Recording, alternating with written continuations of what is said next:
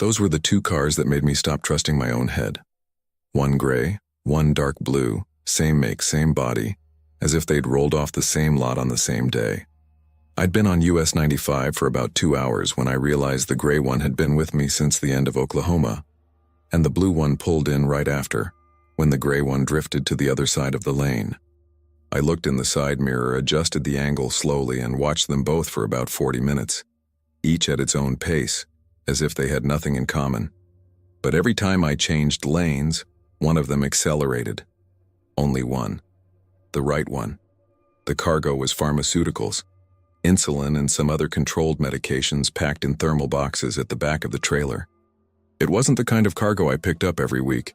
It was a specific contract, high value. And the company had called me the day before saying that the original route along Interstate 40 had been changed. They said it was because of roadworks, but I've known that road for years and I've never seen roadworks that justified such a detour. I accepted anyway because the payment was worth it and I had no concrete reason to question it. Bo Strickland, 16 years on the road, and I still fall for the idea that last-minute route changes are normal. The new route put me on US 95, a less busy stretch, fewer gas stations, fewer cameras. I only realized this later when I was already in the middle of nowhere in Arkansas with 2 cars behind me. At the time, I just thought it was a different road than I was used to, nothing more than that. The gray car pulled up right after I left the last gas station before the state line, and the blue car appeared about 40 miles later, when the gray car made way and dropped 2 positions. I looked in the side mirror about 3 times in a row, adjusting the angle as if it were a positioning defect, but the angle was correct. Both cars were in the right place. I was just trying to find an explanation that made sense, because the one in my head didn't. I started varying my speed irregularly without a pattern, just to see what would happen. I would accelerate to about 75, maintain that speed for about 5 minutes, then let it drop to 62 without signaling anything. I did this about 4 times in a row while watching the side mirror out of the corner of my eye. The gray car would compensate first, always the gray one, adjusting the distance in less than 30 seconds. Then the blue car would do the same, but more slowly, as if waiting for the gray car to confirm before moving. The 4th time, I suddenly accelerated to 80 and held it for almost 10 minutes. The gray light stayed close. The blue light opened up a little more than the other times, and for a second I thought I had misread it, that it was just a coincidence of traffic. But then I slowed back down to 60 without warning, and the blue light closed the gap in less than 20 seconds. 20 seconds. That's not how normal traffic works on an open highway. I spent about 15 minutes doing nothing, just driving at the limit and looking in the mirror every 2 minutes. I tried to think of how many times I'd seen 2 cars of the same model in different colors on the same road, and it hadn't meant anything. I couldn't come up with a number that reassured me. I looked at the GPS. There were about 48 miles left to the next truly isolated stretch of the route. No gas station, no exit, nothing. I needed to decide something before I got there. There was a fork in the road about 12 miles ahead, a secondary exit I knew from an old trip. A state highway that connected to Interstate 40 to the north. It wasn't the fastest route, but it got me out of the isolated stretch and back into an area with traffic. I didn't signal anything. I didn't slow down. I decided at the last minute, as if on impulse, because I thought that if they were monitoring me in real time, signaling early would give me time to react. When I was about 300 yards from the fork, I turned the steering wheel without flashing the turn signal. The gray car accelerated, not gradually, not like adjusting to traffic speed. It accelerated hard, closed the gap between it and the truck in less than 10 seconds, and positioned itself exactly at the entrance to the secondary exit before I could get the right angle to turn. I kept looking in the side mirror as I passed the fork without being able to enter, and the gray car was already slowing down back to its previous pace as if nothing had happened. That cleared up any remaining doubts. It wasn't a coincidence of route. It wasn't normal traffic. It wasn't anything I could explain any other way. They knew where I was going before I signaled. Someone had the route, had the alternative route mapped out, and was passing information in real time to at least one of the cars. I looked at the GPS again.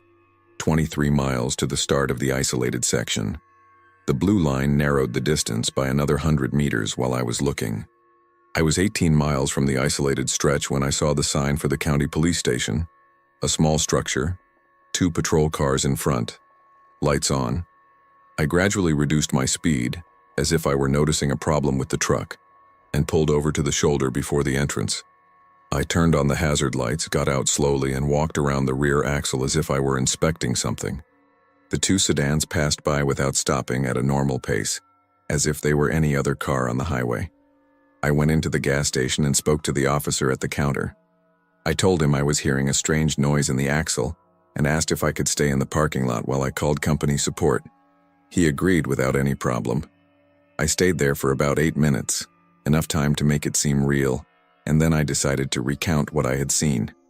I described the 2 cars, the model, the colors, the pattern of the position change, the speed on the shoulder of the fork in the road.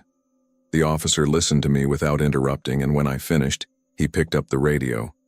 It took about 20 minutes. A patrol car left, drove the stretch to the cordoned-off area, and when it returned, the officer came to me with an expression I couldn't quite read at the time. He said they had found a 3rd car, same model, silver color, stopped on the shoulder 5 miles ahead, engine running, 2 occupants, no front license plate. They stayed there waiting. No one came my way, because the 2 sedans had disappeared as soon as the patrol car entered the highway, but the 3rd one didn't have time to leave. The 3rd car was held at the station while they waited for backup from the county sheriff's office. I stayed there too, sitting in the truck with the engine off, staring at the parking lot, unable to think much. One of the officers came back to me about 2 hours later and said they had found equipment in the trunk, a cell phone signal jamming device, an external battery, and a folded printed map on the passenger seat. I stared at him, trying to process what that meant in practice. The map showed the complete route I had taken that night, not the original route the company had given me the day before, but the altered route, the one I only learned about hours before leaving. Every checkpoint, every fork in the road, every secondary exit was marked, and the fork I tried to take was circled with a note next to it that I couldn't quite read from the photo the officer showed me, but it seemed to indicate distance or roadblock time. I kept trying to remember if I had mentioned that route to anyone before leaving. I hadn't. The company was notified that very morning and halted all scheduled pharmaceutical deliveries for the following week while auditing its internal dispatch system. I later learned from a colleague who worked on the same contract that the investigation identified that the route change had been entered into the system through external access by someone who had credentials or had obtained them somehow. The cargo I was transporting was worth enough to justify this level of planning, and apparently it wasn't the first time the group had attempted this specific route. What stuck in my mind, and still sticks, is the signal jamming device. It means that at some point along that route I would have completely lost communication, unable to call the gas station, unable to call the company, unable to contact anyone. The 3rd car was waiting exactly at the beginning of the stretch without coverage. If I had gone through the fork in the road and entered those 18 miles of isolated road, I wouldn't have had a signal to call for help, and I wouldn't have known that until I was already in the middle of it. The 2 occupants of the 3rd car were indicted for conspiracy and attempted cargo theft, and from what I learned months later through the lawyer the company hired to follow the case, the 2 reached an agreement and cooperated with the investigation. They gave names, described how the group operated, confirmed that the route change had been planned in advance, and that the pharmaceutical cargo was the target from the beginning. The trial was quick. Sentence reduced due to cooperation. The 2 sedans were never identified. The occupants of the 3rd car said they didn't know the others personally, that everything was coordinated by text message, using a disposable number without names or photos. Highway cameras captured the 2 cars in 2 different sections, but the license plates were cloned and the images weren't enough to identify anyone. The investigation was formally closed with 2 indicted individuals and the rest of the group's case unsolved. I learned about this in a 5-minute call from the company's lawyer, without further details, without follow-up, without anything. The company changed the escort protocol for high-value pharmaceutical shipments, starting with that contract. Last-minute route changes now require confirmation through 2 different channels before being passed on to the driver. I kept driving, but every time 2 cars of the same model appear behind me for too long, I'm already looking in the side mirror and counting the seconds until one of them moves. Before we move on to the next story, I'd really appreciate it if you could drop a comment letting me know where you're listening from and what time it is there right now. I honestly love seeing how far these stories travel. It's also a huge help for the channel because it signals to YouTube that the content is actually worth sharing with more people. And if you're enjoying the video so far, don't forget to hit the like button too. All right, let's get into the next one. I received the search warrant on a Tuesday morning, in the middle of a routine delivery to a warehouse in Richmond. 2 federal agents were waiting in the yard when I opened the trailer door. One of them asked me my full name, and if I was the registered operations manager for Harwell Freight Solutions. I said I didn't even know that name. He turned the tablet toward me and showed me my signature at the bottom of a 43-page contract. It was my signature. It was my license number. And the company had been dissolved 8 months earlier without me even knowing it existed. It was September of last year, and I was going through a bad financial period, 2 consecutive months with freight rates below what I needed to cover the truck and fixed expenses. When Harwell contacted me offering a partner transport contract, it seemed normal. Clean website, corporate email, detailed proposal. I made my first delivery for them in October, a load of industrial equipment leaving Roanoke destined for a warehouse in Chesapeake.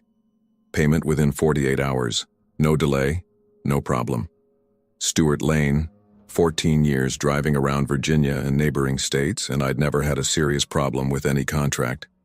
I made 2 more deliveries for Harwell in November, same dynamics, legitimate cargo, quick payment, easy contact with the freight forwarder. When the formal contract arrived by email at the beginning of December, it seemed like just a formalization of what was already working.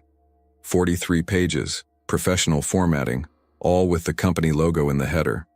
I signed it digitally one night after a long delivery, tired without reading beyond the first few pages. What I didn't realize at the time, and only understood months later, is that the previous deliveries were preparation. Each one had been registered in Harwell's internal system with my license number as the operational manager, building a history that seemed voluntary and continuous. When the contract arrived, I had already been in their system for 2 months. The signature was just the final step. The company's EIN didn't match any verifiable physical address, but I didn't check that. There was no reason to check. I asked to call a lawyer before responding to anything. One of the agents said I had that right and took a step back, but the other stood beside me while I searched for the number on my cell phone. I called the only lawyer I knew by name, a guy who had helped me with a contract dispute years ago. It went to voicemail twice. I left a message on the second one trying to keep my voice calm, but I don't know if I succeeded. While waiting for a response, one of the agents opened a folder on his tablet and turned it towards me again. It was a list of shipments registered in my name by Harwell over the past 8 months. Dates, origins, destinations, declared values. I counted quickly. There were 18 entries. I had made 3 deliveries for them. 3. The other 15 I had never seen in my life. Routes to states I hadn't even been to during that period. Dates when I could prove where I was because I had gas station receipts, toll records, hotel bills. The lawyer returned in about 20 minutes and I explained what I was seeing while the agents waited on the other side of the yard. He told me not to sign anything, not to confirm any information about the cargo, and not to let anyone access the truck without a court order. I hung up and passed this information on to the agents. One of them wrote something down on his tablet without commenting. The other looked at me for a second before looking at the truck, and that look told me that the situation was more serious than I was still able to process. The lawyer obtained a complete copy of the contract the following day through the Federal Registry because Harwell, even though dissolved, had left documentation filed in the Virginia corporate system. He called me late in the afternoon and said he needed to see me in person. I went to his office that same evening and he had the printed contract on his desk, 43 pages with 3 sections highlighted in yellow. He said I needed to read paragraph 7 of clause 22 before anything else. It was in small print, a smaller font than the rest of the document, embedded in a block of text about shared operational responsibility. The paragraph stated that in the event of dissolution, voluntary or involuntary termination, or cessation of activities of the contracting party, All operational responsibility registered in the company's internal system would be automatically transferred to the partner driver with the highest volume of active registrations in the last 12 months.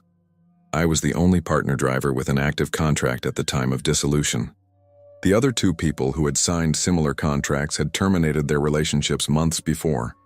The lawyer explained that the clause had been drafted technically enough to appear standard in a transport contract, but specific enough to function as an intentional transfer mechanism. It wasn't a drafting error. Someone had written it, knowing exactly what they were doing. Harwell had been dissolved 48 hours after my signature in December, meaning the contract was the trigger, not a formality.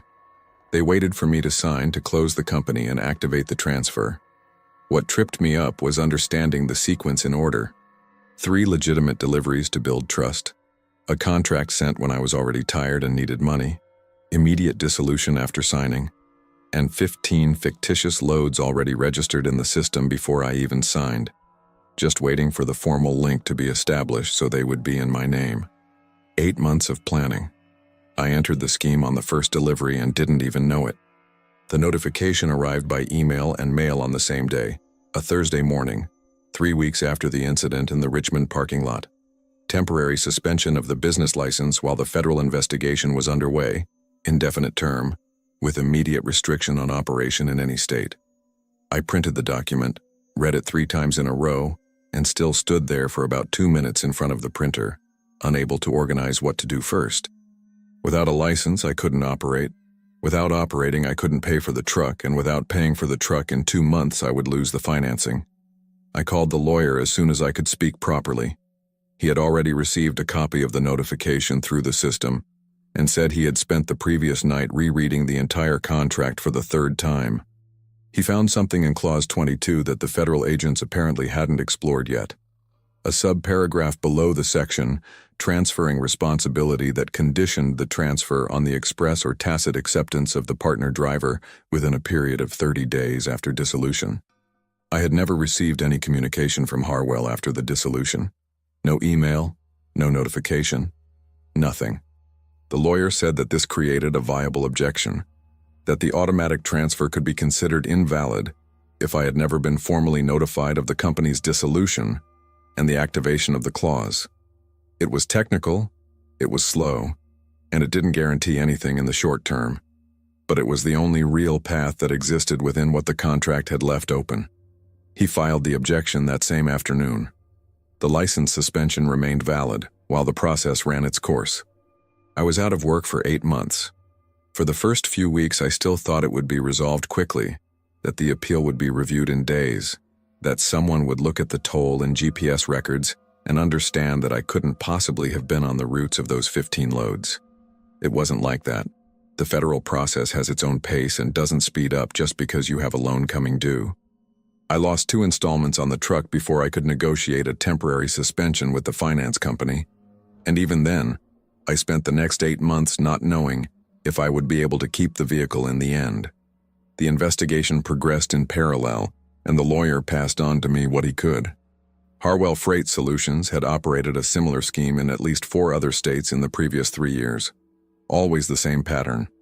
Legitimate deliveries to build a relationship, a contract with an embedded transfer clause, immediate dissolution after signing, fictitious loads already registered awaiting formal registration. They had identified 7 previous drivers who had signed similar contracts in other states, but all had terminated the relationship before dissolution for different reasons. I was the only one who got stuck at the final registration. Harwell's state registration number had been obtained with partially falsified documentation, and the EIN linked to the company did not correspond to any verifiable physical address in any of the states where it had operated. The freight forwarder I had been in contact with on the 3 deliveries was never identified. The cell phone number he used was disposable. The corporate email was deactivated along with the website on the same day as the dissolution, and the cameras in the warehouses where I had delivered the cargo did not have sufficient coverage to generate usable images.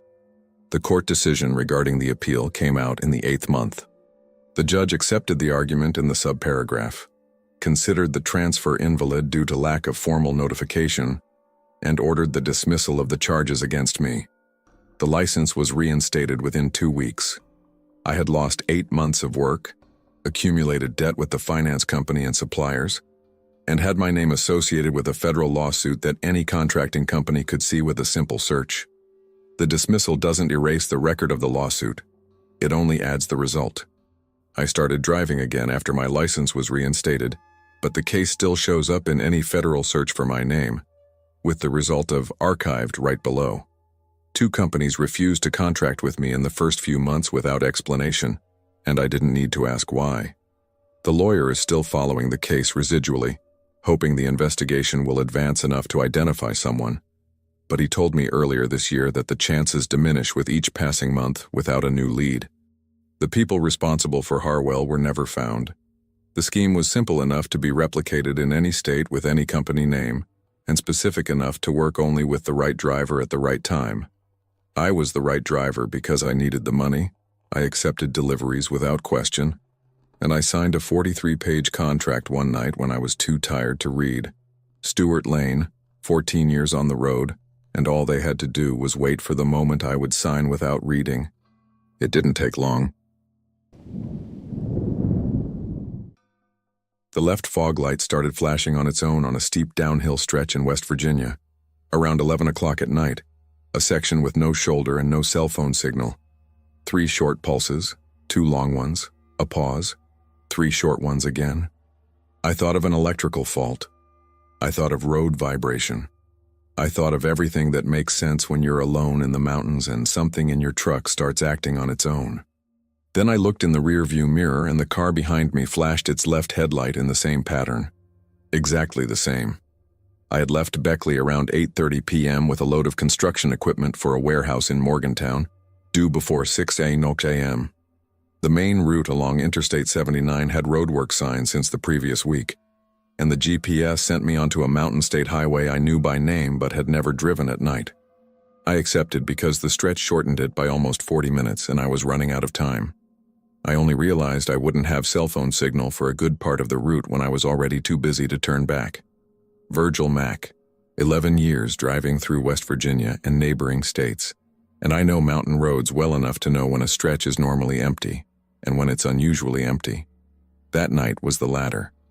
No oncoming trucks, no overtaking cars, no farm or gas station lights on the horizon. Just the fog slowly closing in from about 3,000 feet of altitude, and me in the middle of it with 42,000 pounds of equipment in the trailer. That's when I turned on the left fog light for the first time. The car appeared about 20 minutes after I entered the section without traffic lights, emerging from a sharp curve behind me as if it had been waiting on the shoulder and pulled in after I passed. Normal headlights, constant speed, a distance of about 8 or 9 car lengths. I watched it in the mirror for about 10 minutes and it didn't change at all, neither accelerating nor making space. It just maintained that exact distance as if it were tied to me by an invisible cable. On a longer curve, I managed to see that it was a dark sedan. I couldn't distinguish the color properly because of the fog, and there were no other cars between it and my truck in either direction. I spent about 5 minutes just observing the pattern in the mirror before doing anything. 3 short pulses, 2 long ones, pause, repetition. The left headlight did this on its own every 2 or 3 minutes, irregular enough to seem like an electrical fault, regular enough to make me uncomfortable. I put my hand on the fog light switch and held it there for almost a full minute, trying to decide if I wanted to know the response or not. I turned it off and on 3 times in a row, quickly, without a defined pattern, just to see what would happen. The car behind didn't react immediately, and for about 8 seconds I thought I had misread it, that it was a fault, and I was alone on a mountain letting my head work against me. Then its left headlight flashed twice for a long time and stopped. It wasn't the same pattern I had observed. It was a response. Someone on the other side had received my signal, interpreted it, and sent something back. I took my hand off the switch and gripped the steering wheel with both hands, looking at the road ahead and trying not to look in the mirror for a while. I needed to think without fixating on that point of light in the rearview mirror. The stretch without traffic lights was still at least 15 miles long. The fog was thick enough to reduce visibility to about 100 yards, and I didn't know how many cars were involved, if it was just that sedan or if there was someone else further ahead waiting. That last part was what was holding me back the most. I continued down the road trying to maintain my normal pace, a constant speed, without signaling anything. The car behind me kept its usual distance, but the light pattern had changed after my response with the switch. Before, there were regular sequences every 2 or 3 minutes. Now the pulses came at different intervals, shorter between each other, as if the conversation had changed subject. I don't know how to read Morse code, and I don't know what those sequences meant, but it was clear that the pace had accelerated. On a sharp left turn, the road opened up for about 300 meters before closing again, a straight stretch long enough to see further than I had been able to until then. That's when I spotted the lights. 2 white dots stopped on the right shoulder, about 400 meters ahead, too low to be a truck, aligned like sedan headlights.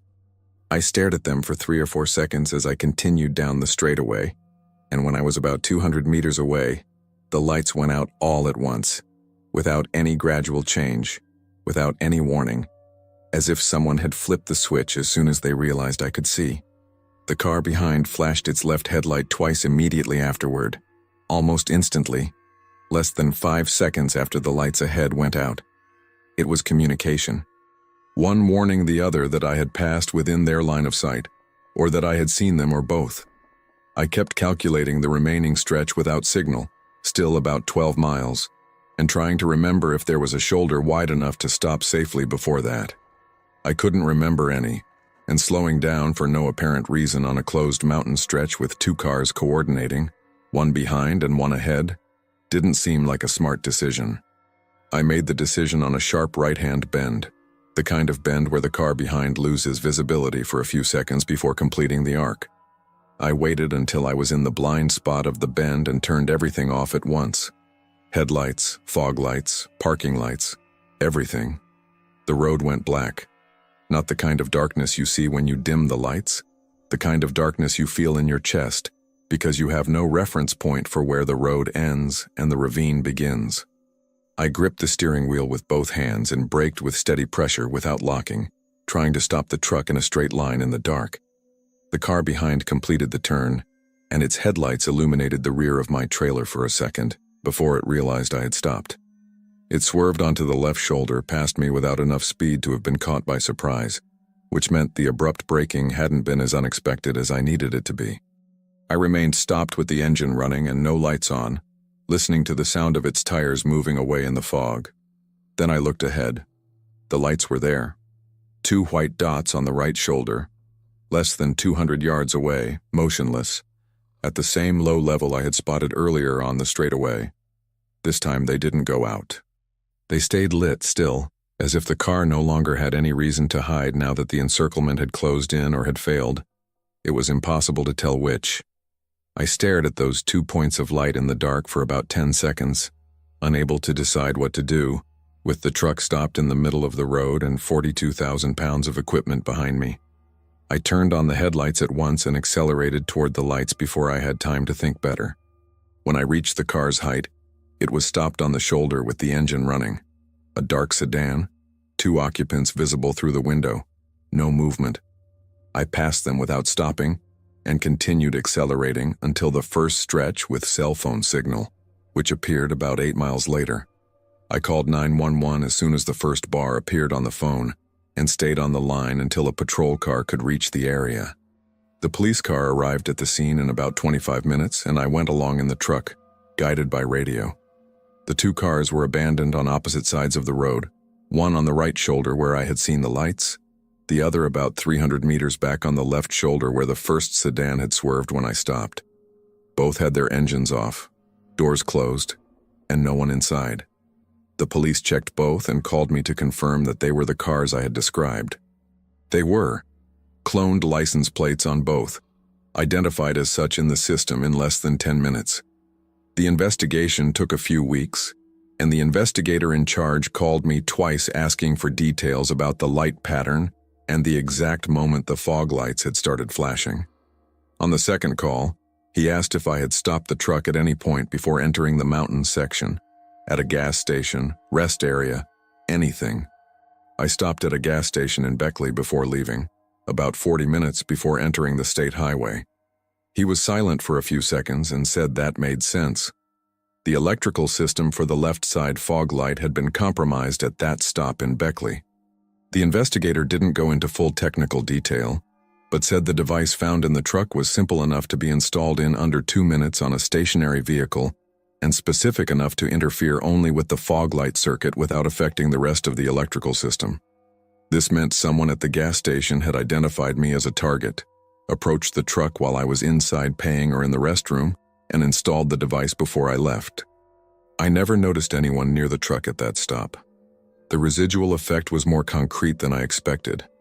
I started checking the truck's surroundings every time I stop anywhere: gas station, rest area, parking lot, looking under the chassis and around the headlights before getting back into the cab.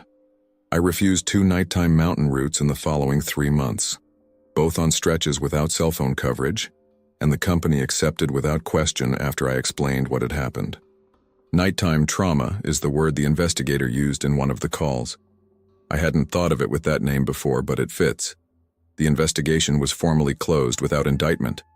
The 2 abandoned cars were removed, examined, and discarded from the case due to a lack of traceable evidence. The electrical device found in the truck had no serial number, was manufactured with generic components that the investigator described as available in any electronics store, and the forensic analysis could not connect it to any specific supplier or manufacturer. The occupants of the 4 cars, including the one behind me and the one on the shoulder, were never identified. The investigation reached a point and then stopped. What remains is a question I've never been able to answer, and which the researcher also didn't answer when I asked him directly. That night's cargo was construction equipment, compressors, and industrial tools for a warehouse in Morgantown. Nothing controlled, nothing of high declared value, nothing that would justify an electrical device installed at a gas station, 2 cars coordinated by light code on a mountain road with no signal, and a third waiting, stopped in the dark. Virgil Mack, 11 years on the road, and I still don't know what was in that trailer that was worth all that. Maybe it wasn't the trailer. Maybe I'll never know. That's all for today. If you made it this far, thank you for sticking around. Before you head out, please leave a comment with your location and the current time. I read through these to see who else is awake in the quiet hours, and it's the best way to help the channel grow. It tells the algorithm that our community is active, which helps YouTube push these stories to new listeners. A quick like on your way out is always appreciated too. Stay safe, and I'll see you in the next one.